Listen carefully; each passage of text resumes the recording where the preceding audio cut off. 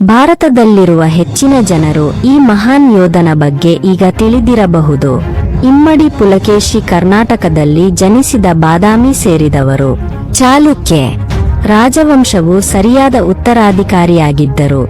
ಅವನ ದುರಾಸೆಯ ಚಿಕ್ಕಪ್ಪ ಮಂಗಳೇಶನು ಪುಲಕೇಶಿ ರಾಜ್ಯವನ್ನು ವಹಿಸಿಕೊಂಡನು ಮತ್ತು ತನ್ನ ಚಿಕ್ಕಪ್ಪನನ್ನು ಘೋರ ಯುದ್ಧದಲ್ಲಿ ಸೋಲಿಸಿದನು ಮತ್ತು ನಂತರ ಇಲ್ಲಿಂದ ರಾಜನಾಗಿ ಪಟ್ಟಾಭಿಷೇಕ ಮಾಡಿದನು. ಅವನು ತನ್ನ 33 ವರ್ಷಗಳ ಸುವರ್ಣ ಆಳ್ವಿಕೆಯನ್ನು ಪ್ರಾರಂಭಿಸಿದನು. ಪ್ರವಾಸಿ ಹ್ಯುನ್ಸುಂಗ್ ಪುಲಕೇಶಿಯನ್ನು ಅಸಾಧಾರಣ ದೂರದೃಷ್ಟಿ ಮತ್ತು ಬುದ್ಧಿವಂತಿಕೆಯ ವ್ಯಕ್ತಿ ಎಂದು ಬಣ್ಣಿಸಿದನು. ಅವನು ಪುಲಕೇಶಿಯ ಈ ಎಲ್ಲಾ ಗುಣಗಳಿಗೆ ತನ್ನ ದಯೆಯನ್ನು ವಿಸ್ತರಿಸಿದನು.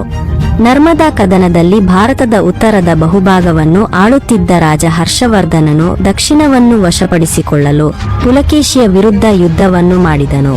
ಭಾರತದ ಸೈನ್ಯವು ದೊಡ್ಡದಾಗಿದೆ ಮತ್ತು ವಿಭಿನ್ನ ಯುದ್ಧ ತಂತ್ರಗಳೊಂದಿಗೆ ಪುಲಕೇಶಿಯರ ಸೈನ್ಯವು ತನ್ನ ಸೈನ್ಯವು ಸೋಲುತ್ತಿರುವುದನ್ನು ಅರಿತು ಯುದ್ಧವನ್ನು ಹಿಂತೆಗೆದುಕೊಂಡಿತು ಮತ್ತು ದಕ್ಷಿಣ ಭಾರತದ ಮೇಲೆ ಎಂದಿಗೂ ಆಕ್ರಮಣ ಮಾಡುವುದಿಲ್ಲ ಎಂದು ಒಪ್ಪಂದವನ್ನು ಮಾಡಿ ದಕ್ಷಿಣ ಪತ್ರೇಶ್ವರ ಅಥವಾ ದಕ್ಷಿಣದ ಪ್ರಭು ಎಂದು ಬಿರುದು ನೀಡಿದರು.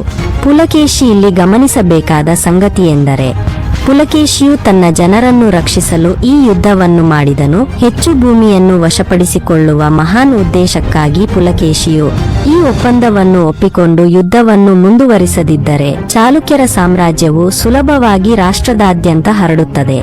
ಛತ್ರಪತಿ ಶಿವಾಜಿ ಮಹಾರಾಜ ಮತ್ತು ವೀರಪುತ್ರ ಮಹಾರಾಣಾ ಪ್ರತಾಪ್ ಅವರಂತಹ ಮಹಾನ್ ಯೋಧರ ಬಗ್ಗೆ ನೀವು ಮತ್ತು ತಿಳಿದಿರುವಂತೆಯೇ ಇದು ಅತ್ಯಂತ ದೊಡ್ಡ ಸಾಮ್ರಾಜ್ಯವಾಗಿದೆ.